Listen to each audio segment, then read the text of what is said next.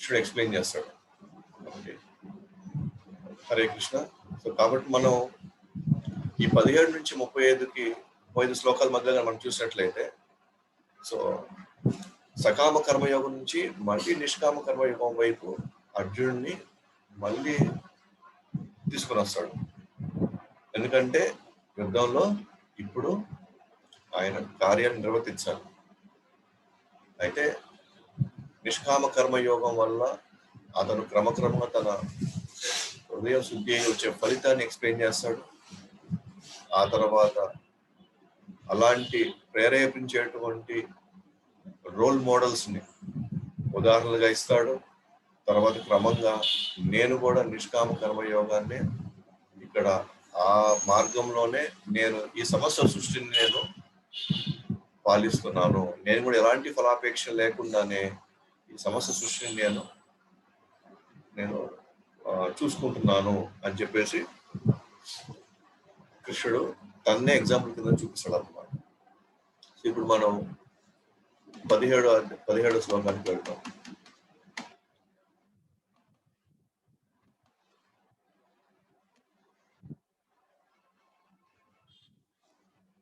So అర్జునుడికి నిష్కామ కర్మయోగంలో ఒక ఆదర్శంగా ఉండాలని, అర్జునుడు నిష్కామ కర్మయోగంలో ఒక ఆదర్శంగా ఉండాలని, ఒక ఉదాహరణగా ఉండాలని తను కోరుకుంటాడు కృష్ణుడు.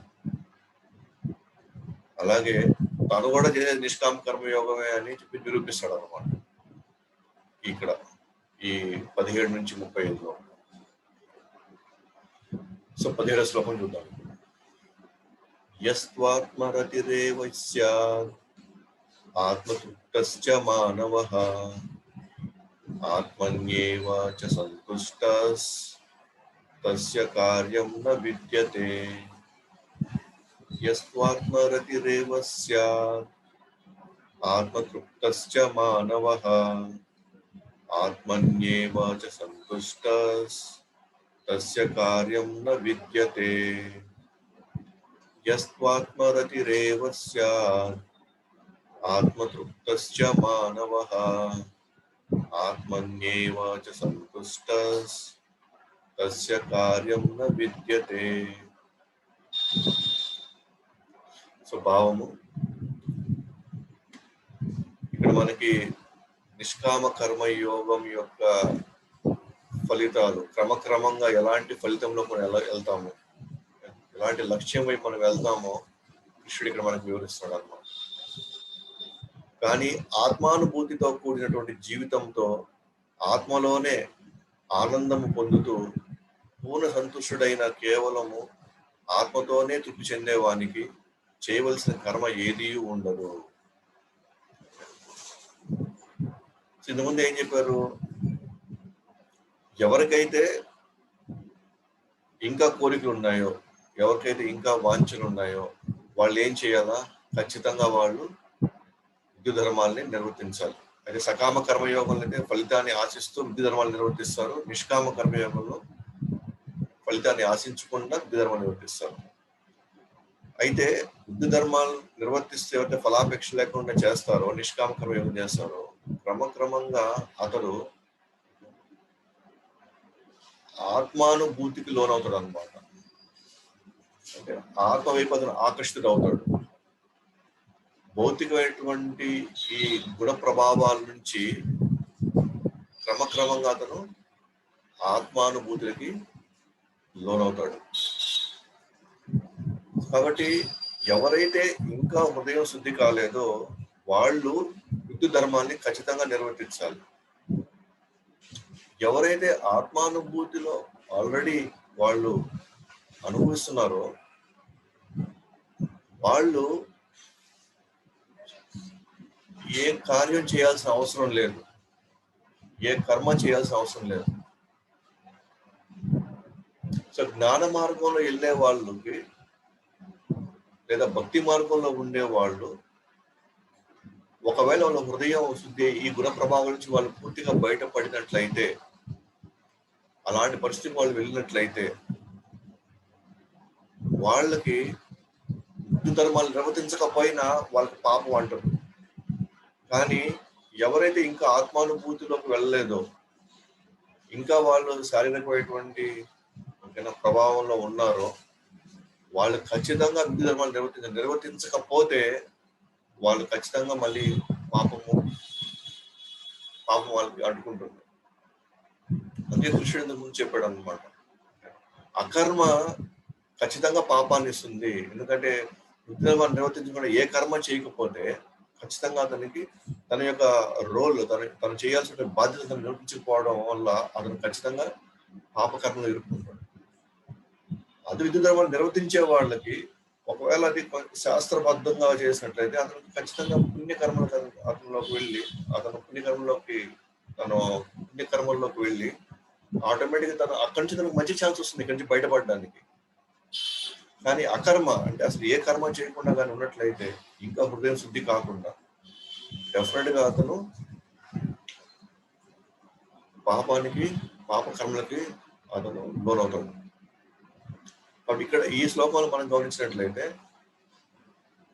ఆత్మానుభూతితో కూడినటువంటి జీవితంతో ఆత్మలోనే ఆనందం పొందుతూ పూర్ణ సంతుష్టుడై కేవలం ఆత్మలోనే తృప్తి చెందేవానికి చేయవలసిన కర్మ ఏదీ లేదు.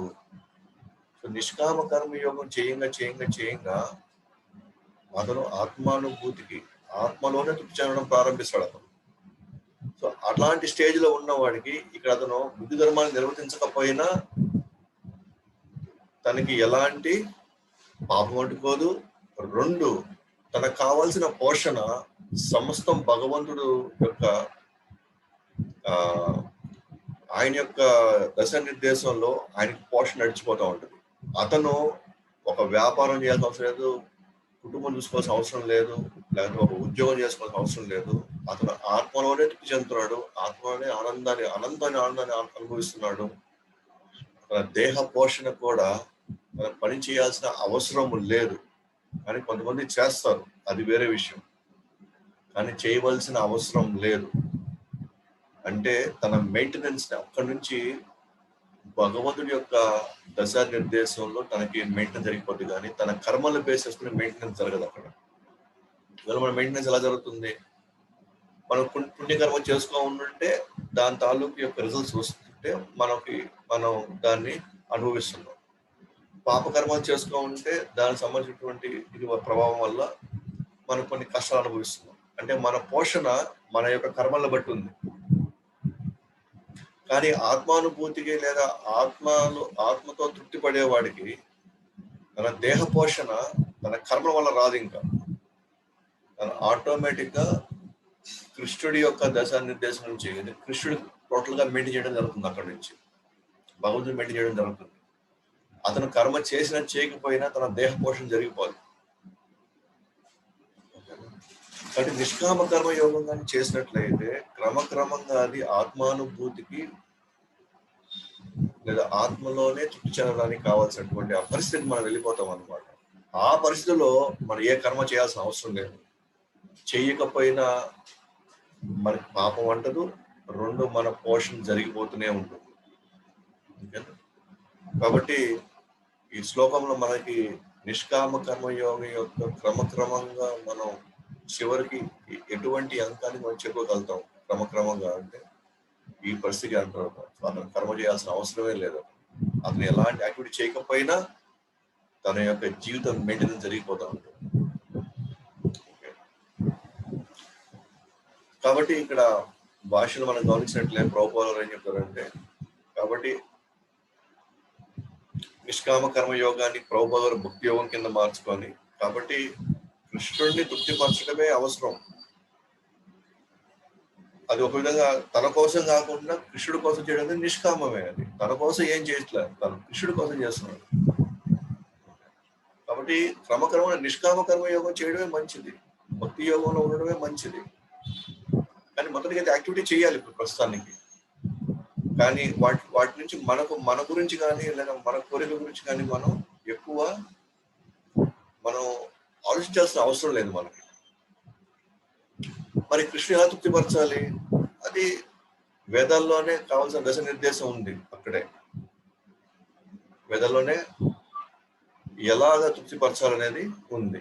ఆయనకి ఏవేంటి ఇష్టము, మనం ఎలా ఉంటే ఆయన ఇంకా ఎక్కువ మనకి రక్షణ ఇస్తాడు, మనల్ని కాపాడుతాడు. సో సో ఆ దశ నిర్దేశాలు కూడా ఎక్కడ ఉన్నాయి?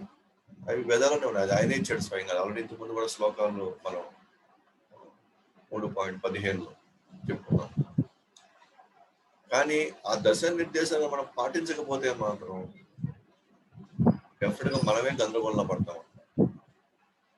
సో మనం ఎలా బతకాలో, ఎలా జీవించాలో మనకు ఒక డైరెక్షన్ గా లేకపోతే ఖచ్చితంగా మన యొక్క గుణాలు మనల్ని కిందకే లాగేస్తాయి, అంటే పాపపు జీవితం వైపు లాగేస్తాయి. ఉదాహరణకి ఇప్పుడు పిల్లలు ఉన్నారు అనుకోండి. సో ఇప్పుడే వాళ్ళు డెలివరీ అయ్యారు, 3 months 5 months 1 year పిల్లలు వచ్చారు, పిల్లలు అయ్యారు, వాళ్ళు 1 year, వాళ్ళకి 1 సంవత్సరం గడిచింది వాళ్ళు. ఇప్పుడు మనం వాళ్ళకి ఎలా తినాలి, ఏమేమి తినాలి, అసలు ఏది మంచివి, ఏవి చెడ్డవి, ఏ అవసరాలు ఉన్నాయి, ఏ అవసరాలు లేవు, ఇవన్నీ మనం వాళ్ళకి నేర్పించకపోతే, ఆ దశ నిర్దేశం ఇవ్వకపోతే ఖచ్చితంగా ఆ బాలుడి పరిస్థితి ఏంటి, ఆ పిల్లల పరిస్థితి ఏంటి? డెఫినెట్ గా క్రమక్రమంగా వాళ్ళ అలవాట్లు కావచ్చు, లేదా వాళ్ళు చేసే చర్యలు కావచ్చు, ఇవన్నీ కూడా ఆల్మోస్ట్ జంతువుల స్వభావంలో ఉంటాయి వాళ్ళకి. అంటే ఎలా పడితే అలా తినడం, ఏది పడితే అది తినడం, ఎలా పడితే అలా పడుకోవడము, ఒక మర్యాద, ఒక సంస్కారాలు ఏమీ లేకుండా జంతువులాగా కొట్టుకోవడం, అంటే అలాంటి ఒక స్థితిలోకి వెళ్ళిపోతారు వాళ్ళు. సో మనము వాళ్ళకంటే జ్ఞానం ఉన్న వాళ్ళయి, వాళ్ళకంటే అనుభవం ఉన్న వాళ్ళయి, ఆల్రెడీ మన ప్రపంచాన్ని చూసిన వాళ్ళయి, ఏది మంచో ఏది చెడో కొంత అవగాహన మనలో ఉండి ఆ దశ నిర్దేశం ఇస్తే ఆ పిల్లవాడు అవి నేర్చుకొని క్రమక్రమంగా అతను తన జీవితంలో మంచి చెడుల్ని అతను హ్యాండిల్ చేసుకొని తన జీవితం గడుపుతాడు. అలాగే మనము ఈ సృష్టిలో మనం వచ్చిన మనమందరం కూడా భగవంతుడి యొక్క దశ నిర్దేశాలు లేకుండా, లేదా వాటిని పాటించకుండా మన ఇష్టానుసారం మనం పాటిస్తే ఇవాళ మనం సమాజంలో చూసే ఎంత గందరగోళాలు చూస్తున్నాము, ఎన్ని అపనమ్మకాలు, మనం నమ్మే పరిస్థితి లేకుండా ఎవరు ఎప్పుడు ఏ పరిస్థితి మనల్ని దాడి చేస్తారో, ఏ రూపం నుంచి దాడి చేస్తారో అనే ఒక అభద్రతా భావంలో మనం గడుపుతూ ఉన్నాం. ఎందుకంటే మనం ఎవరం కూడా, లేదా అట్లీస్ట్ ఎక్కువ శాతం మందికి ఇక్కడ యాక్చువల్గా భగవంతుడి యొక్క దృష్టిలో నుంచి ఏది మంచో ఏది చెడో తెలిసే పరిస్థితులు మనం లేవు, తెలుసుకునే పరిస్థితులు మనం లేవు. డెఫినెట్ గా ఆయన దశ నిర్దేశం లేదు కాబట్టి ఇక్కడ అందరూ వికర్మలే చేస్తున్నాం. సో వికర్మ తాలూకు ఎఫెక్ట్స్ ఏంటి అంటే ఖచ్చితంగా మనం కొట్టుకునే తీరుతాం. ద్వేషాలు, తర్వాత ఆందోళనలు, అలజడులు ఇవి విపరీతంగా పెరిగిపోతాయి. సో ఇవాళ మనం అందరం కూడా ఇలాంటి ఒక పరిస్థితి పడడానికి ముఖ్య కారణం ఏంటి? మనం ఎవ్వరం కూడా భగవంతుడి యొక్క దశ నిర్దేశాలని మనం పాటించట్లేదు. ముఖ్యంగా తల్లిదండ్రులు, గురువులు. సో వీళ్ళ ముగ్గురు మీద ముఖ్యమైన రోల్ ఉందన్నమాట. నెక్స్ట్ జనరేషన్ బాగుండాలన్నా, లేదా ఆ వాతావరణంలో మనం బాగుండాలన్నా సరే ఇది మనం బాధ్యత అయిపోతుంది, వాళ్ళకి అందించే బాధ్యత. లేకపోతే వాళ్ళు ఖచ్చితంగా వికర్మలే చేస్తారు. వికర్మల వాతావరణంలో వాళ్ళు ప్రశాంతంగా ఉండేది లేదు, మనం ప్రశాంతంగా ఉండేది లేదు.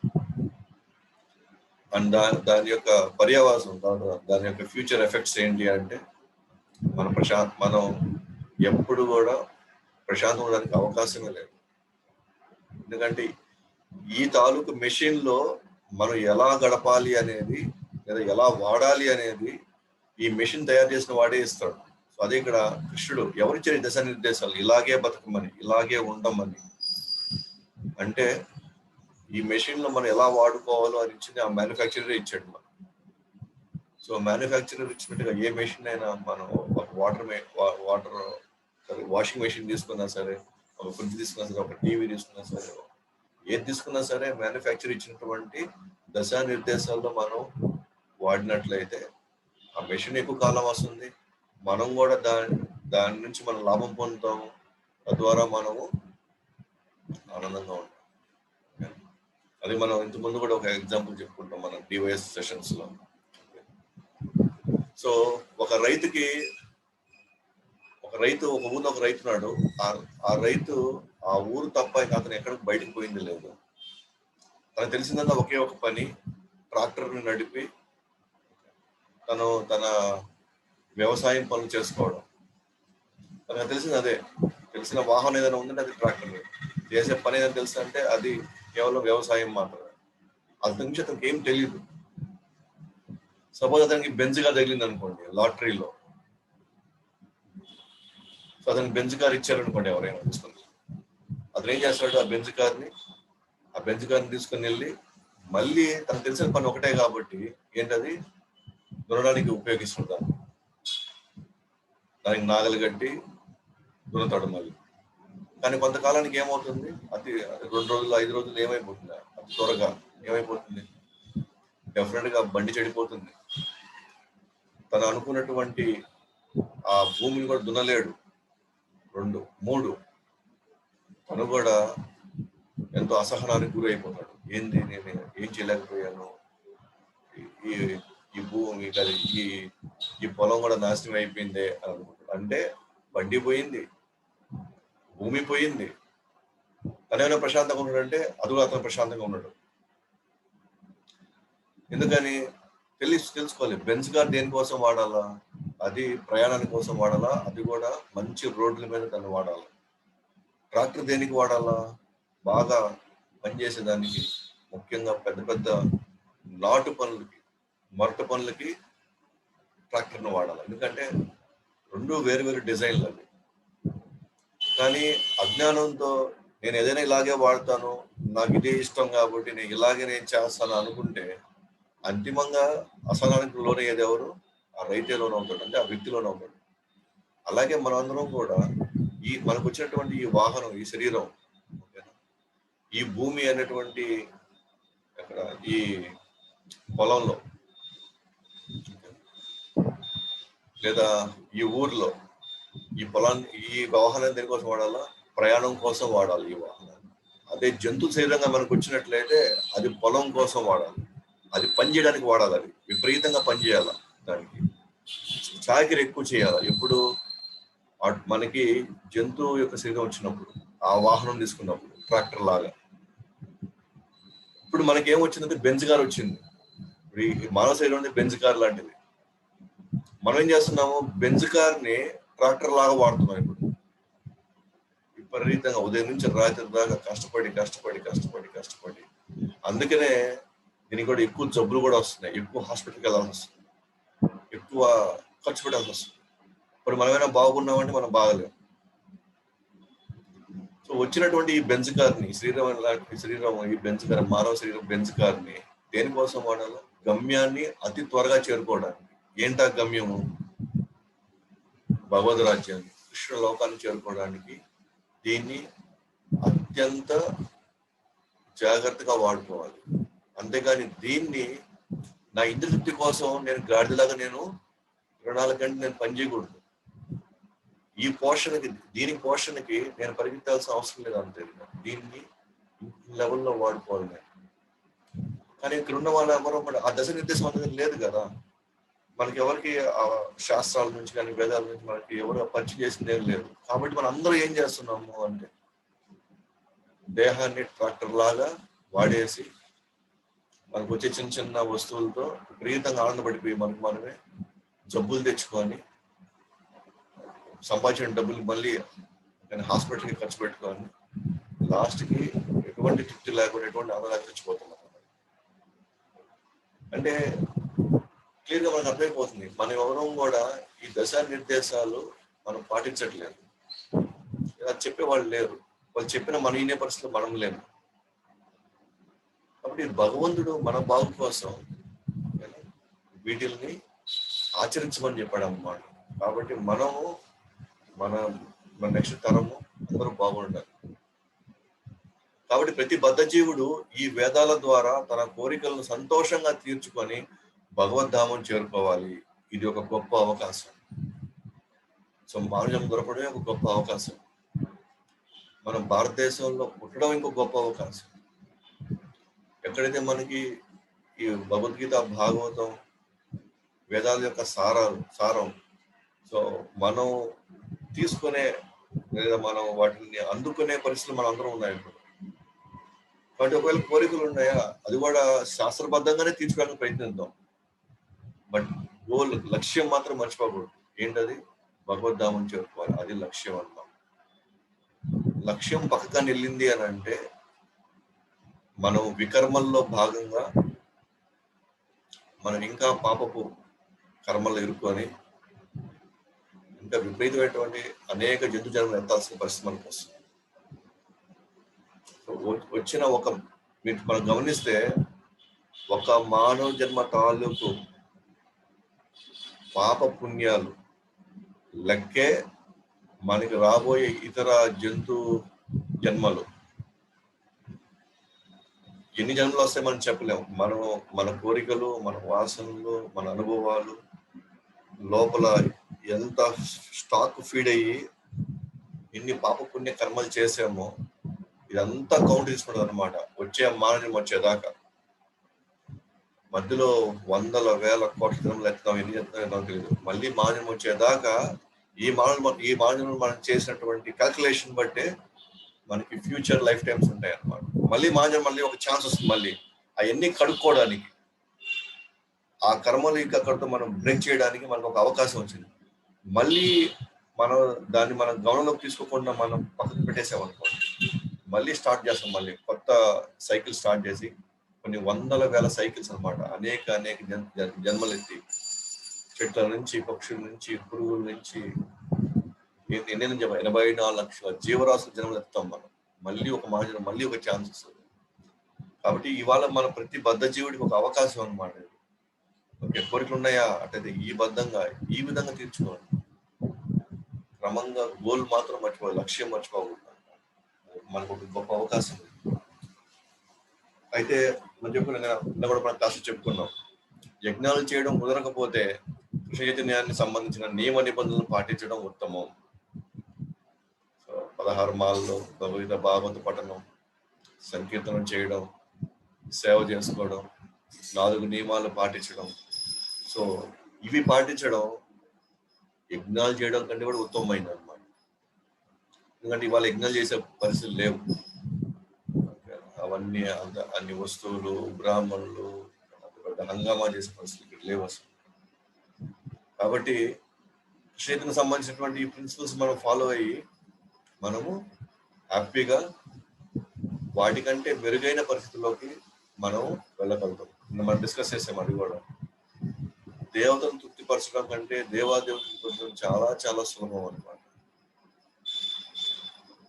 భగవంతుడు మన నుంచి అసలు ఏమీ కోరుకోడు. ఆయన కోరినది ఒకటే, త్వరగా నేను చెప్పింది మంచి కోరి చెప్పింది మీరు పాటిస్తే మీరు అందరూ త్వరగా వచ్చేస్తారు అనేటువంటి ఆకాంక్షతో ఉంటుంది భగవంతుడు. అందుకే ఆయన నిర్విరామంగా గురువుల్ని, ఆచార్యుల్ని, పుస్తకాలని ఏ విధంగా అవకాశం ఉంటే ఆ విధంగా మనము బయటపడడానికి కావాల్సిన అన్ని రకాల ఆయన వైపు నుంచి ఆయన ప్రయత్నం చేస్తూనే ఉన్నాడు.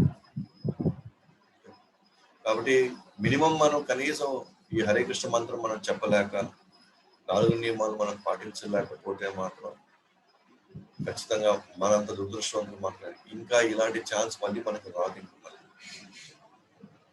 ఉదాహరణకి కలియుగంలో హరినామ సంకీర్తన అన్నారు. హరినామం అంటే ఓం నమో నారాయణ ఉంది, ఓం నమో భగవతే వాసుదేవాయ ఉంది, శ్రీకృష్ణ శరణం మమ ఉంది. ఇలాంటి ఎన్నో హరినామాలు ఉన్నాయి. ఈవెన్ విష్ణు సహస్రనామం కూడా హరినామాలే, గోవిందనామాలు ఉన్నాయి, అన్ని హరినామాలే. అయితే అవన్నీ కూడా ఐదర్ పలకడం చాలా కష్టమైన ఉండాలా, లేదా దీక్ష తీసుకున్న తర్వాతే అవి పలికేటువంటి అర్హత మనకు వస్తాయి. కానీ ఈ యుగంలో మాత్రమే ఈ 28వ చక్రం, కాలచక్రం, 28వ యొక్క యుగ చక్రంలో మాత్రమే చైతన్య మహాప్రభు రావడం జరిగి ఆయన కూడా ఏం చేశారంటే దీక్ష యువకు ముందరే మనం హరే కృష్ణ మంత్రం తీసేసుకొని మన జీవితాలను బాగు చేసేసుకోవచ్చు అన్నమాట ముందుగా. తర్వాత మనం అర్హత సంబంధించి మనం దీక్ష తీసుకోవచ్చు. కానీ దీక్ష తీసుకోక ముందరే మనం ఎవరైనా సరే మన బ్యాక్గ్రౌండ్ పూర్తిగా పాపమయ జీవితం అయినప్పటికీ కూడా మనం హరే కృష్ణ మంత్రం హ్యాపీగా వెంటనే తీసేసుకొని మనం స్టార్ట్ చేసుకోవచ్చు. కానీ ఓం నమో నారాయణ గారు, ఓం నమో భగవతే వాసుదేవ ఇవన్నీ కూడా హరినామానికి కృష్ణనామాలు అయినప్పటికీ కూడా ఓం నమో భగవతే వాసుదేవ కృష్ణనామం అయినప్పటికీ కూడా అది దీక్ష లేకుండా మాత్రం మనం ఆ మంత్రాన్ని పలికేదానికి మనకి ఎలాంటి అర్హత కానీ పర్మిషన్ మనకు లేదు. గురువుని తృప్తిపరిచి ఆయన మనకి మంత్రాన్ని మనకి అందిస్తే తప్ప మనం తీసుకోవడానికి లేదు. కానీ ఇక్కడ మాత్రం ఎవరికైనా పోయి ఇచ్చి మాల ఇచ్చేసి మీరు హరే కృష్ణ మీరు చేయండి అని స్టార్ట్ చేయొచ్చు అని చెప్పి మనం ఎవరైనా పోయి చెప్పొచ్చు అనమాట. ఎవరైనా కూడా తీసుకోవచ్చు. ఆ అదృష్టం మనకి ఇప్పుడు ఉన్నాం ఈ యుగంలో, ఈ కలియుగంలో చైతన్య మహాప్రభు వచ్చాడు కాబట్టి నెక్స్ట్ యుగాల్లో చైతన్య మహాప్రభు రాడు. కానీ హరినామం ఉంటుంది, బట్ వేరే హరినామాలు ఉంటాయి. సో ఆ హరినామాలకు కూడా అర్హత సంపాదించాలి, ఆ హరినామం వాళ్ళు ఉచ్చరించాలంటే. బట్ ఇక్కడ మనం ఉచ్చరించడానికి ఎటువంటి పరిస్థితి అవసరం లేదు, స్టార్ట్ చేసేసుకోవచ్చు ఏ పరిస్థితిలో ఉన్న వాళ్ళైనా సరే. కాబట్టి ఇది యజ్ఞాలకి ఒక అర్హత ఉంది, డబ్బులు ఉండాలా, అన్ని పవిత్రమైన వస్తువులు అన్నీ ఉండాలా దానికి సమకూరాలంటే, యజ్ఞం చేయాలంటే. బట్ ఈ హరినామ యజ్ఞం చేయాలంటే మాత్రం ఏ అర్హతలు మనకు ఉండాల్సిన అవసరం మనకి లేదనమాట. అంత ఉంటుంది. ప్లస్ ఏ రిస్క్ లేదు దీంట్లో. మళ్ళీ అక్కడనే యజ్ఞాల్లో రిస్క్ ఉంది, మంత్ర ఉచ్చారణలో కానీ వస్తువుల్లో కానీ ఏదైనా కల్తీలు ఉన్నా సరే గొప్ప గొప్ప బ్రాహ్మణుల పర్యవేక్షణలో ఉండాలన్నమాట. ఒక్క పదం అటు ఇటు అయినా, ఒక్క అక్షరం అటు ఇటు అయినా సరే మనం గంటలో పడతాం.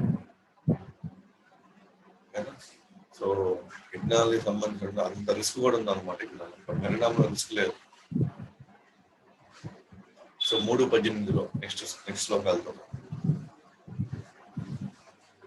నైవ తస్య కృతే నార్దో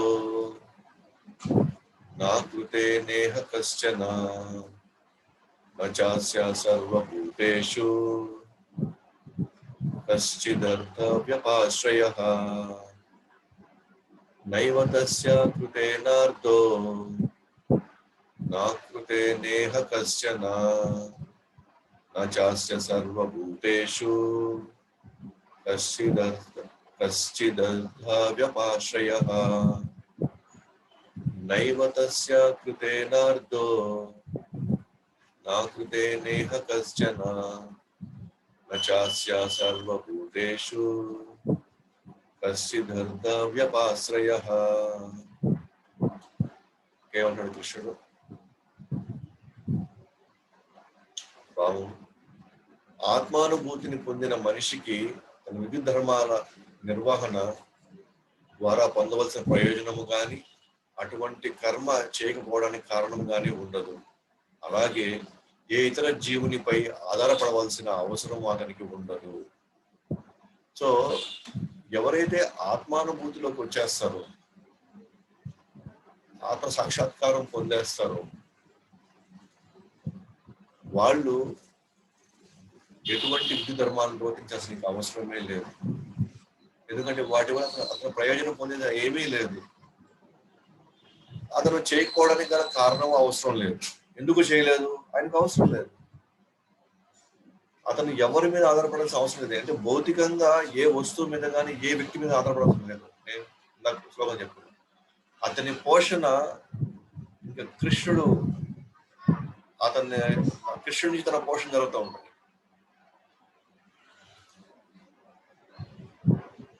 మనందరం అనుకుంటాం నార్మల్ గా, ఈ దేహం బాగుండాలంటే, ఈ దేహం ఆరోగ్యకరంగా ఉండాలంటే మనం ఖచ్చితంగా మంచి ప్రోటీన్స్, విటమిన్స్, మంచి మినరల్స్ ఉన్న ఆహారాన్ని, మనం పోషకాలు ఉన్నటువంటి ఆహారం మనం తీసుకుంటే గానీ మనం హెల్దీగా ఉండము అని. అంటే మనందరం అనుకుంటామంటే ఎస్, మనకి ఈ పండ్లు కావాలి, ఈ వెజిటబుల్స్ కావాలి, ఈ పప్పులు కావాలి, ఈ ధాన్యాలు కావాలి, పాలు కావాలి అని మనకి నెక్స్ట్ పూటకుందా, ఈ నెలకు మనకు వస్తాయా లేదా, మనం ఈ క్యాల్కులేషన్ లో ఉంటాం. సో మనందరం మనం ఎక్కడ ఆధారపడినాం? మన వస్తువుల మీద, వచ్చేటువంటి అనేక వ్యవసాయ ఉత్పత్తుల మీద మనం ఆధారపడుతున్నాం. కానీ ఆత్మానుభూతిలో ఉన్న వాళ్ళకి వాళ్ళ దేహ పోషణ వీటి మీద అసలు ఆధారపడదు. వాళ్ళు నిత్యం ఆత్మానందంలో నిత్యం ఆస్వాదించే క్రమంలో వాళ్ళకి అసలు ఆకలి వేయడం అనేది జరగదు.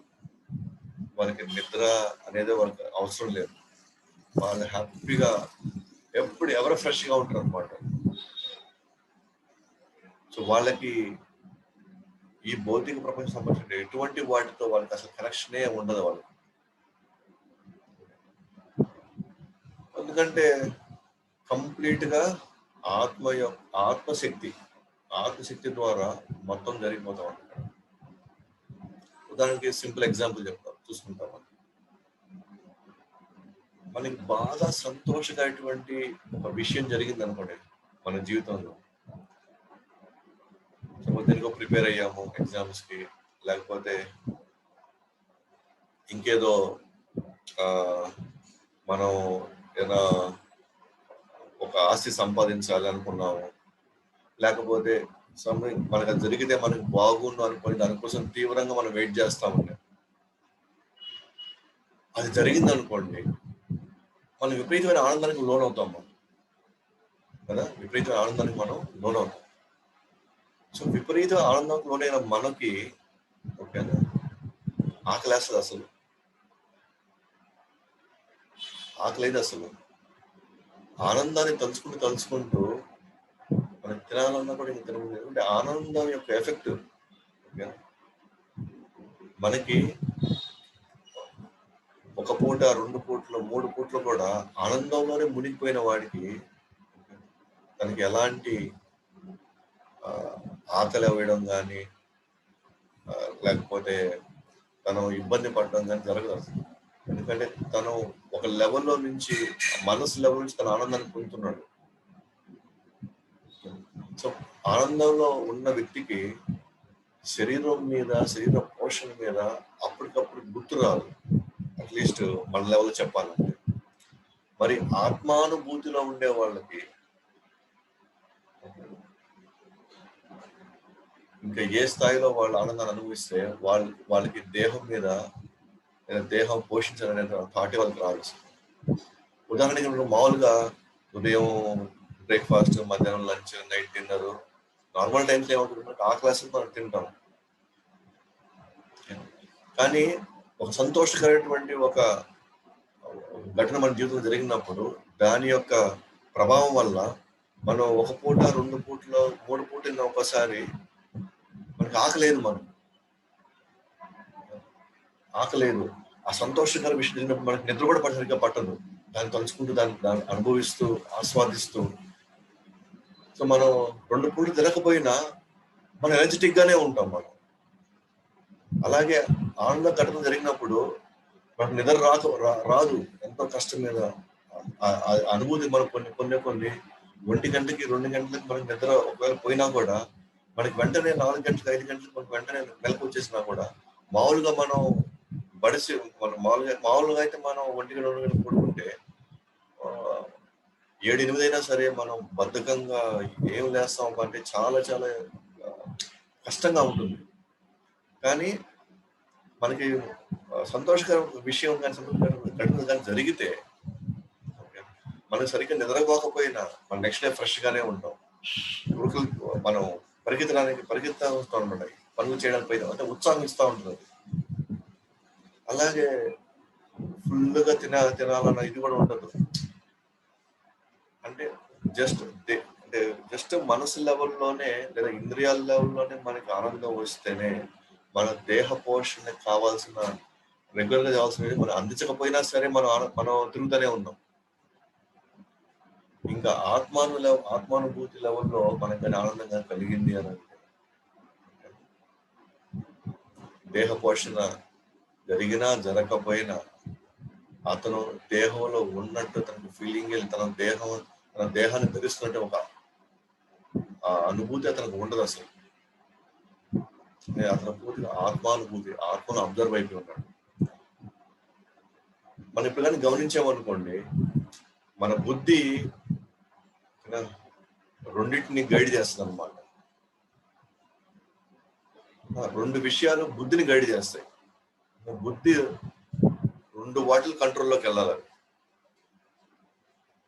ఒకటేమో ఇంద్రియాల ప్రభావంలోకి లేదా గుణ ప్రభావంలోకి బుద్ధి వెళ్ళొచ్చు, ఆ కంట్రోల్లోకి బుద్ధి వెళ్ళొచ్చు. రెండోది ఆత్మ కంట్రోల్లోకి బుద్ధి వెళ్ళొచ్చు.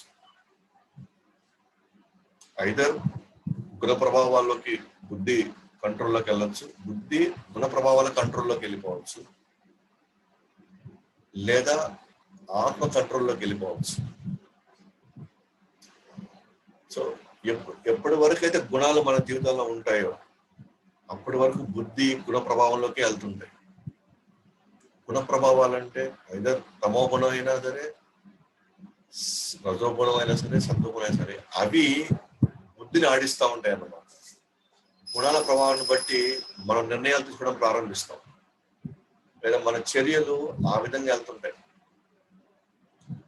ఎవరైతే నిష్కామ కర్మయోగం లేదా భక్తి యోగం చేసిన వాళ్ళు క్రమక్రమంగా బుద్ధి గుణ ప్రభావాల నుంచి బయటకు వచ్చి క్రమంగా ఆత్మ ప్రభావంలోకి వెళ్ళిపోతుంటాయి అన్నమాట. ఎప్పుడైతే బుద్ధి ఆత్మ ప్రభావంలోకి వెళ్ళిపోయిన తర్వాత అప్పుడు ఆత్మ యొక్క అసలైన యాక్టివిటీ ఏంటి అని అంటే భగవంతుడి సేవ, భగవంతుడి యొక్క దర్శనం, భగవంతుడితో నిరంతరంగా మనం ఉండి ఆనందానికి అనుభూతి చెందినటువంటి ఆ వాతావరణంలోకి వెళ్ళిపోతాం అన్నమాట. సో ఆత్మ ప్రభావంలోకి వెళ్ళిన తర్వాత బుద్ధి ఇంకా దేహం గురించి ఆలోచించదు. ఇంకా దేహానికి ఏం కావాలా, దేహానికి ఇప్పుడు రేపు పెట్టకపోతే దేహం ఏమైపోద్ది, దేహం అందించకపోతే ఇప్పుడు పూర్తిగా అయితే నశించిపోద్దేమో, ఇంకా క్యాల్కులేషన్ అంతా కూడా ఇంకా దేహం మీద ఉండదు. ఆత్మ క్యాల్కులేషన్ లోకి వెళ్ళిపోవాలి. ఆత్మ క్యాల్కులేషన్ ఏంటి? కృష్ణుడికి ఏం చేయాలా, కృష్ణుడిని ఎలా చూసుకోవాలా, కృష్ణుడిని ఎట్లా నేను తృప్తిపరచాలా, దాంట్లో ఆబ్జర్షన్లోకి వెళ్ళిన తర్వాత దేహ పోషణ అంతా కూడా ఆత్మ నుంచి జరిగిపోతుంటుంది లేదా భగవంతు నుంచి జరిగిపోతుంటుంది. సో అటు ఆత్మానుభూతిలో ఉండే వాళ్ళకి అప్పుడు అతను చేయవలసిన కర్మలు ఏమీ లేవు, ఇక్కడ చేయవలసిన అవసరం కూడా అతనికి లేదు. ఎందుకంటే ఇంకా అతను దేహ పోషణ అనేది తన ఇంకా అలాంటి ఆ లెక్కలోనే అసలు లేడు. అసలు ఎలాగైతే ఇందాక మనం ఆనందంగా తన సంతోషకర ఘటన జరిగినప్పుడు తన జీవితంలో ఆనందంలో అనుభూతి చెందే అతనికి తను ఒక పూట 2 పూటలు ఎలాగైతే తినకపోయినా కూడా తనకేమి నీరసం రాదు, అలాగే ఆత్మానుభూతిలో ఉండేవాడికి కూడా అసలు దీనికి అసలు శరీరంలో ఉన్నట్టే తను అసలు మర్చిపోతాడు. నాకు ఒక శరీరం ఉందే, నాకు కుటుంబం ఉంది, నా బాధ్యత నేను చేయకపోతే వాళ్ళు ఏమైపోతారు, ఎట్లా పోతారు, అసలు ఆ భయాల నుంచి అతను బయటపడిపోతాడు. కాబట్టి ఇక్కడ మనం గమనిస్తే ఆత్మ సాక్షాత్కారం వైపు తీసుకువెళ్తుంది ఏది? నిష్కామ కర్మయోగం మనం కానీ పాటిస్తే లేదా భక్తి యోగాన్ని మనం పాటిస్తే దాని స్థితిగతులు అలా ఆ స్థితి వరకు మనం వెళ్ళిపోతాం అనమాట. సో కృష్ణుడు ఇక్కడ అర్జునుడికి నిష్కామ కర్మయోగ ఎఫెక్ట్స్ చెప్తున్నాడు. ఇక్కడ దాని పర్యవాసాలు ఏంటి? సో మనం ఆత్మానుభూతికి లోనైతే మనకు వచ్చేటువంటి స్థితిగతులు ఏంటి అని మనం చెప్తున్నాడు ఇప్పుడు ప్రస్తుతానికి. సో భాష్యంలోకి వెళ్తే ఆత్మ సాక్షాత్కారం పొందిన వ్యక్తి ఇక్కడ చేయవలసిన విధి ధర్మాన్ని పాటించవలసిన అవసరమే లేదు. అసలు పూర్తి కృష్ణ చైతన్య కార్యంలో నిమగ్నం అవుతాడు అతను. ఎందుకంటే అతను సహజం అన్నమాట, అది సహజమైనది ఇది. సో నిమగ్నం అంటే ఇంకా అవసరం లేదు అన్నప్పుడు, దేహ పోషణకి ఏమీ అవసరం లేదు అన్నప్పుడు, లేదా అతను ఆ ప్రభావంలోకి పడనప్పుడు, ఎందుకు అతను పడ్డు అని అంటే ఎందుకంటే అతను పూర్తి కృషి చైతన్య కార్యక్రమంలో నిమగ్నం అయిపోయి ఉన్నాడు. సో ఆ కార్యంలో నిమగ్నం అయిన వాడికి అతను దేహ పోషణగా ఆలోచించాల్సిన అవసరం లేదు, దేహ పోషణ ఎటువంటి ఉద్యోగం వ్యాపారం చేయాల్సిన అవసరం లేదు. అండ్ కృషి చైతన్యంలో నిమగ్నం అవడం అనేది ఆత్మ యొక్క సహజ తత్వం అన్నమాట.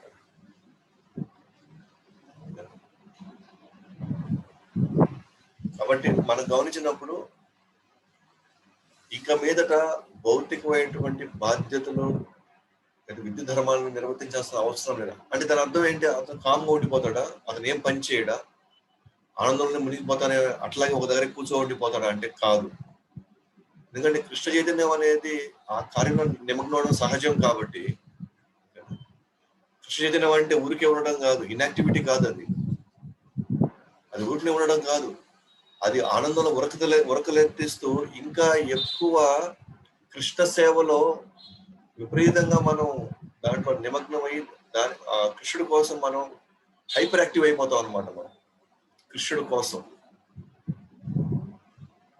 ఆత్మానుభూతిలో ఉండేవాళ్ళు సహజంగా వాళ్ళకి ఏ పని చేయాల్సిన అవసరం లేదు కాబట్టి, లేదా వాళ్ళ దేహ పోషణ వాళ్ళ విద్యుత్ ధర్మాల మీద ఆధారపడలేదు కాబట్టి, అప్పుడు అతనికి ఏం లేదు కాబట్టి కామ్గా కూర్చొని ఓకే నేను ఇప్పుడు ఆత్మానుభూతిలో ఉన్నాను కాబట్టి నాకు ఆనందం వస్తుంది కాబట్టి ఒకే దగ్గర లేదా ఒక చెట్టు కిందనో లేదా ఒక గుడి చేసుకొని గమ్ముగా కూర్చోంటాడా అని అంటే కూర్చోడానికి అవకాశం ఉంది, ఎందుకంటే ఆనందం వస్తుంది కాబట్టి పోయేది అవసరం లేదు. కానీ సహజ లక్షణం అది కాదు. సహజ లక్షణం ఏంటి అని అంటే యాక్చువల్గా యాక్టివ్ అయిపోతాడు.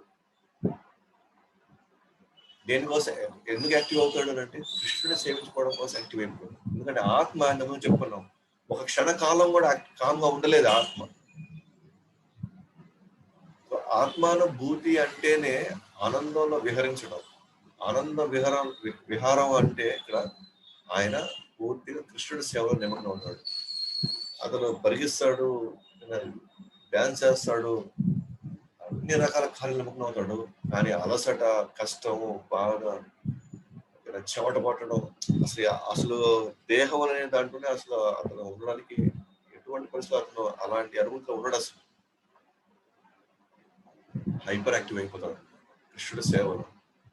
అతను ఇప్పుడు ముసలివాడైనా అదే శారీరక సామాజిక మనం భౌతికంగా మనం చూసినప్పుడు అతను నిజంగా అతను రోగం ఉన్నా సరే తను మాత్రం పూర్తిగా కృష్ణుడిలో కృష్ణుడికి సంబంధించినటువంటి ఆలోచనలో తను నిమగ్నం అయిపోతాడు.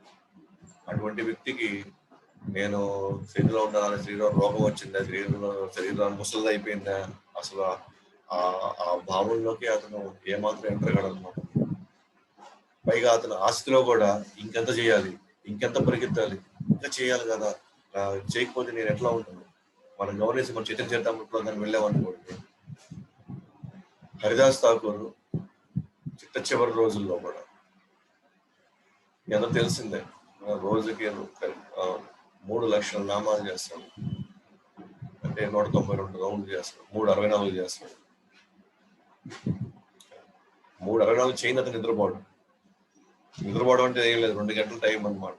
ఆ 2 గంటలు ఏం నిద్రపోతాడు, ఎందుకంటే ఫుల్ యాక్టివ్గా ఉన్నాడు, నిరంతరంగా ఆందోళన విహరిస్తాడు అతను. అటువంటి అతను చివరి రోజులకు వచ్చేసరికి మనం 16 మాలు లేదా 32 మాలు చేయగానే ఇంకా చాలు అనిపిస్తుంది. ఈరోజుకి యాక్టివిటీ వరకు చాలు, కొద్దిగా మనం రిలాక్స్ అవుదాం అనిపిస్తుంది. కానీ హరిదాస్ ఠాకూర్ నామాచార్య అని చైతన్య మహాప్రభు స్వయంగా పిలుస్తుంది. నామాచార్య అంటే నామాన్ని ఉచ్చరించడంలో ఆయన మించిన ఆచార్యుడికి లేడు. సో ఈ హరిదాస్ ఠాకూర్ లాస్ట్ స్టేజెస్ లో ఉన్నప్పుడు కూడా నేను 3 లక్షల నామాలు నేను చేయలేకపోతున్నాను అని ఎంతో బాధపడ్డాడు. చైతన్య మహాప్రభు స్వయంగా వచ్చి చెప్తున్నాడు అనమాట, నువ్వు ఇంకా చేయాల్సిన అవసరం లేదు, వదిలేసే దాని గురించి పట్టించుకోవద్దు, నువ్వు చేయాల్సిన అవసరం లేదు, నువ్వు ఆల్రెడీ ఆ స్థితిలోకి వెళ్ళిపోయి ఉన్నావు నువ్వు. కానీ హరిదాస్ ఠాకూర్ మాత్రం నేను చేసే పడుకోవాలి కానీ ఎంతో బాధపడుతున్నమాట, నా శరీరం సహకరించట్లేదు ఇప్పుడు అంటే దాని అర్థం ఏంటి? ఇతర మహాప్రభు స్వయంగా వచ్చి నువ్వు ఆపు, ఇంకా చాలు, ఇది అవసరం లేదన్నా సరే ఆత్మ ఏమని తీసుకుంటుంది, నేను చేయాలి అంటే ఆత్మ ఎంత యాక్టివ్ చూడండి. అంటే దాంట్లో ఆనందాన్ని ఇంట్లో ఆనందంలో ఉన్నాడు. కానీ నేను కృష్ణ నామాన్ని జపించక నేను సేవ చేయలేకపోతున్నానే, నేను అనుకున్నటువంటి నా సేవ 3 లక్షల నామాలు నేను అనుకున్న సేవ, అది భగవంతుని నిరంతరం తలుచుకోవాలని ఆ సేవ అతను అనుకున్నాడు, తీసుకున్నాడు. నేను పూర్తి నేను చేయలేకపోతే అదే స్వయంగా భగవంతుడే వచ్చి నువ్వు ఇంకా చాలంటున్నాడు. కానీ ఆత్మ అసలు తృప్తి పడట్లేదు, నేను ఇంకా చేయాలనుకున్నాను. కానీ కృష్ణ చైతన్యం అంటే ఊరినే ఉండేటువంటి కార్యం కాదనమాట. కానీ అది భౌతిక కార్యాలు చేయవు. ఇంకా అంటే మామూలుగా అయితే ఆత్మానుభూతి లోను కానంత వరకు మనం ఇంకా దేహం లేదా ఇంకా త్రిగుణ ప్రభావం ఉన్నంత వరకు మాత్రం డెఫినెట్గా మనం కార్యాలు చేయాలి, మన విధులు మనం నిర్వర్తించాలి ఖచ్చితంగా. కానీ ఆత్మానుభూతిలో వెళ్ళిన వాడికి ధర్మాలు అసలు నిర్వర్తించాల్సిన అవసరమే లేదు అసలు. ఎందుకంటే అవసరాలు తీరిపోతా ఉన్నాయి. ఆత్మానందంలో తను ఇంకా ఏది పట్టించుకునే పరిస్థితిలోకి అతను వెళ్ళిపోతున్నాడు. అంటే ఏది పట్టించుకోవాల్సిన అవసరం లేదు అని అంటే, ఏ కార్యాలు చేయాల్సిన అవసరం లేదా అని అంటే, తను ఈ కార్యాలు చేయాల్సిన అవసరం లేదు.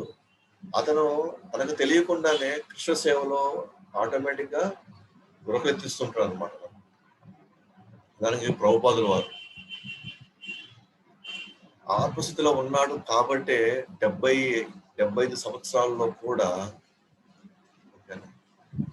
ఒక సహజమైన వ్యక్తి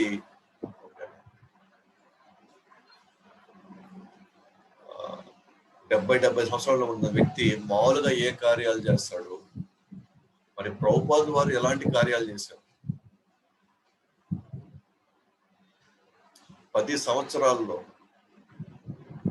108 మందిరాలు, 80 రకాలటువంటి భాషల్లోకి తన పుస్తకాలు అనువదించబడ్డాయి. భగవద్గీత, భాగవత, జితేంద్ర చరితామృతం 3 సామాన్య ఎంతెంత లావు ఉంటాయి మీకు తెలుసు. 108 మందిరాల మేనేజ్మెంట్ మీ గురించి మనకు తెలుసు. మనం ఒక సెంటర్ మెయింటైన్ చేయాలంటే ఎంత కష్టపడుతుందో మనకు అర్థం అవుతుంది. 108 మందిరాలు, అది కూడా వేరే వేరే దేశాల్లో, వాళ్ళు మళ్ళీ వేరే వేరే సాంప్రదాయాలు, వాళ్ళ బ్యాక్గ్రౌండ్లే వేరు. మళ్ళీ ఇక్కడైనా మనందరికీ తెలుసు రాముడు ఎవరు, కృష్ణుడు ఎవరు, అట్లీస్ట్ కొన్ని సాంప్రదాయాలు, కొన్ని సంస్కారాలతో మనం ఉన్నాం. అయినా మనకు కష్టమైపోతుంది. కొన్ని వేల లెక్చర్లు, కొన్ని వేల లక్షల లెటర్స్, తర్వాత టాక్స్, ఇది రకరకాల యూనివర్సిటీల్లో, రకరకాల పోడియంస్ లో. ఇవి 10 సంవత్సరాలు ఒక మనిషి నిజంగా చేయగలుగుతాడా? అసలు అవకాశం ఉంది? అసలు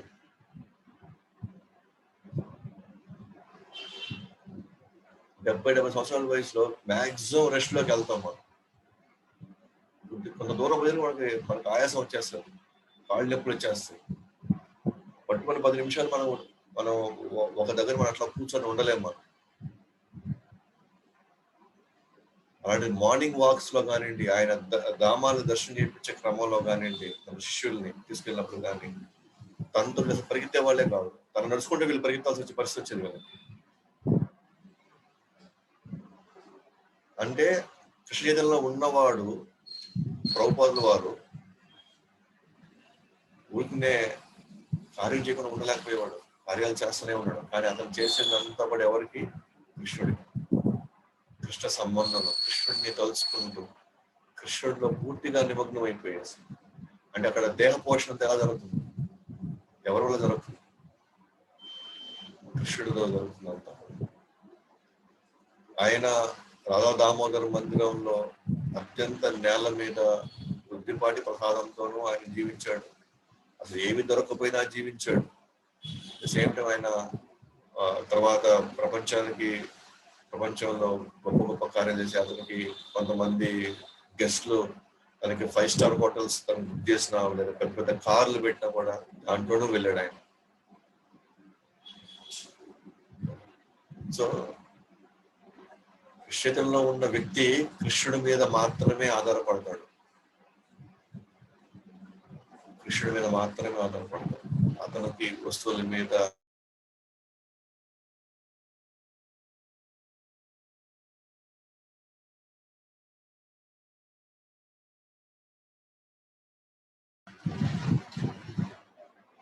హరే కృష్ణ. సో కృష్ణుడి మీద మాత్రమే అతను ఆధారపడతాడు. మిగతా వాటి మీద అతను ఏం ఆధారపడాల్సిన అవసరం అతనికి లేదు. అతని ఆలోచన అంతా కూడా కృష్ణుడిని నేను ఇంకా ఎంత చేయాలి, ఇంకా ఎంత నేను నిమగ్నం అవ్వాలి, ఇంకెంత నేను పరిగెత్తాలి కృష్ణుడి గురించి, కృష్ణుని ఇంకెంత సంతోషపెట్టాలి, అదొక్కటే ఫోకస్ ఉంటుంది అనమాట అక్కడ. సో అదొక్కటే ఫోకస్ ఉంటుంది.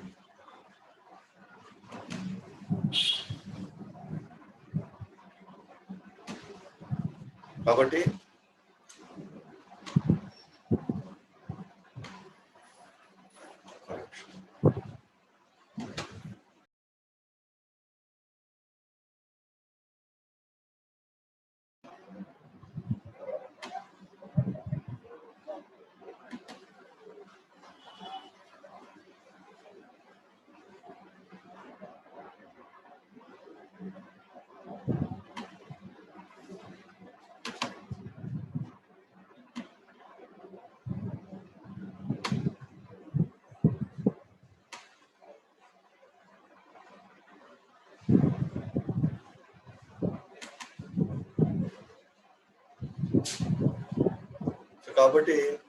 కృష్ణలో ఉన్న వ్యక్తి కృష్ణుడి మీద మాత్రమే ఆధారపడతాడు, ఎవరి మీద ఆధారపడాల్సిన అవసరం అతను లేదు వేరే వాటి మీద. కృష్ణుడు తన పోషణ చూసుకుంటాడు, అసలు ఉన్నాడు. అది ఇదంతా కూడా ఎందుకు మనం మాట్లాడుకుంటున్నాం అంటే, మనం క్రమంగా కోరికల్ని తీర్చుకునే దగ్గర పక్కన పెట్టి, లేదా క్రమక్రమంగా అది ఒక రోజు కాదు, జరగదు, ఒక రోజు కల అవ్వదు. ఇదంతా కృష్ణు మీద నమ్మకం పెరగాలంటే నిరంతరం మనం వింటూ ఉండాలి, కృష్ణు గురించి నామ సాధన చేస్తూ ఉండాలి, కృష్ణ సేవ చేసుకుంటూ ఉండాలి, భగవద్గీత బాగా చదువుతూ ఉండాలి. సో ఇవన్నీ మన జీవితంలో మనం కొద్దిగా మనం అవలంబించే టైంకి క్రమంగా కృష్ణుడి మీద మనకు నమ్మకం పెరిగి, నెమ్మదిగా కృష్ణుడు నన్ను చూసుకుంటాడులే, కృష్ణుడే నా పోషణ చూసుకుంటాడు, నా కుటుంబ పోషణ చూసుకుంటాడు, నా వ్యాపారాలు ఆయన నా వంతుగా నేను చేస్తాను. బట్ నేను కృష్ణుడు తృప్తిపరిచేది మొదటి నా మెయిన్ గమ్యం కింద, నా లక్ష్యం కింద పెట్టుకోగలిగితే క్రమంగా ఆయన చూసుకుంటాడు అనేటువంటి నమ్మకం పెరిగే క్రమంలో మనము కోరికల్ని అనుభవించడం కంటే కూడా కృష్ణుడి సేవలో మనం ఆనందాన్ని అనుభవించాడనే ఆ దిశలో మనం వెళ్తా ఉంటాం అన్నమాట. ఇవన్నీ కూడా నిష్కామ కర్మయోగం అంటే ఇది నా గురించి కాదు, నా కోసం కాదు, కృష్ణుడికి ఇష్టం కాబట్టి నేను చేస్తాను, కృష్ణుడికి కోరుకుంటుంది కాబట్టి నేను చేసుకుంటాను, ఈ గురువుకి ఇష్టం కాబట్టి నేను చేస్తాను. నాకు కొద్ది కష్టం అనిపించవచ్చు, శారీరకంగానో మానసికంగా కొద్ది కష్టం, బట్ ఇది చేస్తే వాళ్ళు తృప్తి పడతారు కదా అని. అంటే అక్కడ మన స్వార్థం లేదు కదా, ఇంకా అది నిష్కామం. నాకు అలాంటి కోరికలు లేవు, నేను నా కోరిక లేవు, బట్ ఇది కృష్ణుడి కోరిక, ఇది గురువు కోరిక కాబట్టి నేను చేస్తాను. ఆ క్రమంలో వెళ్ళే కొంచెం క్రమక్రమంగా మనం ఆటోమేటిక్గా మన ఆత్మానుభూతిలోకి వెళ్ళిపోతాం. మనం ఆత్మానుభూతిలోకి వెళ్ళిన తర్వాత అతను కంప్లీట్ గా కృష్ణ సేవలో అత్యంత ఆనందాన్ని ఆస్వాదిస్తూ, ఇంకా భౌతికమైనటువంటి ఏటి మీద అతను ఆధారపడ్డాడు, దేవతల మీద ఆధారపడ్డు, వస్తువుల మీద ఆధారపడ్డు, బంధువుల మీద ఆధారపడ్డు, ఎవరి మీద ఆధారపడ్డాడు, ఖచ్చితంగా కృష్ణుడి మీద ఆధారపడ్డాడు. కాబట్టి కృష్ణ చైతన్యంగానే మనం నిజంగా తీసుకోగలిగితే, మనం చేయగలిగితే, దాంట్లో క్రమక్రమంగా మనం నమ్మకం ఎదగగలిగితే, ఓకేనా, అతను అన్ని ధర్మాలని పాటించినట్లే.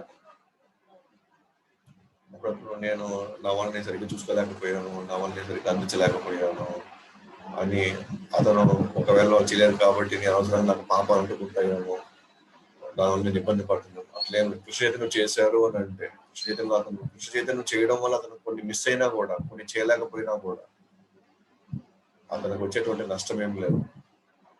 సో రీసెంట్ గా భాగవతం క్లాస్ లో లాస్ట్ 3-4 days బ్యాక్ 16వ తేదీ మేము డిస్కస్ చేసుకున్నాం అనమాట. ఏంటంటే, సో 1వ స్కంధం 5వ అధ్యాయంలో 17వ శ్లోకం ఏముంటదంటే, ఒకవేళ మనం విధి ధర్మాన్ని నిర్వర్తించలేక, లేదా మన కృష్ణ భక్తిలో ఉన్నాం కాబట్టి ఒకవేళ విధి ధర్మాన్ని నిర్వర్తించలేకపోయాం అనుకో, అయితే కొంతకాలంలో ఆ కృష్ణ భక్తిలో కూడా మనం సరిగ్గా చేయలేక ఎక్కడో మనం వేరే వాటికి లేదా ఎక్కడో మాయా ప్రభావంలోకి వెళ్ళి మనం అక్కడి నుంచి మనం పతనం అయి ఉన్నాం అనుకోండి, అయినా కూడా మనకు వచ్చే నష్టం లేదు, మనం డేంజర్లో లేమంటాం. అంటే కృష్ణుడిని తృప్తిపరిచే క్రమంలో ఒకవేళ మనం విధి ధర్మాన్ని నిర్వర్తించలేకపోతే, ఒక తండ్రిగానో, ఒక తల్లిగానో, ఒక కొడుకుగానో, కూతురుగానో, లేదా ఒక భార్యగానో, భర్తగానో ఒకవేళ నిర్వర్తించలేకపోయి ఉంటే, కృష్ణుడికి చేసే క్రమంలో, పోనీ అది కృష్ణుడు చేసే క్రమంలో కూడా జీవితంలో నేను చేయలేకపోయాను, మధ్యలో ఎక్కడో మళ్ళీ ఏదో ప్రభావంతో నేను మళ్ళీ అక్కడ పతనం, అంటే నేను కృష్ణుడి నుంచి నేను బయటకు వచ్చేసాను, నష్టం ఏమి లేదు, డేంజర్ ఏం లేదన్నమాట.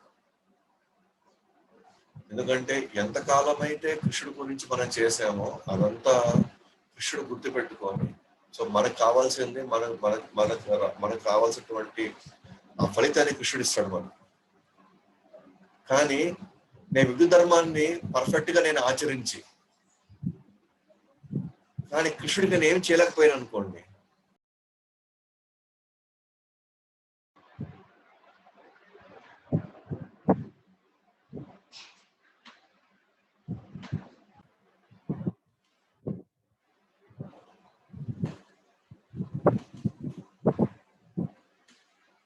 సో ఒకవేళ మనం విద్యు ధర్మాన్ని ఒకవేళ మనం పర్ఫెక్ట్ గా విద్యు ధర్మాన్ని నిర్వర్తించి కృష్ణుడికి సంబంధించిన దాంట్లో మనం ఏమాత్రం మనం చేయలేకపోయాం అనుకోండి, మనం చాలా డేంజర్ లో పడినట్టు అంటాం.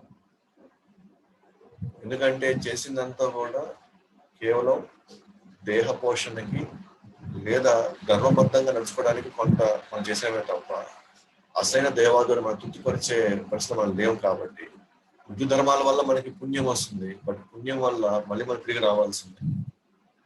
కానీ కృష్ణుడి గాని చేసుకుంటే పాప పుణ్యాలకు అతీతంగా వెళ్ళి మనం వైకుంఠానికి ఈ జన్మ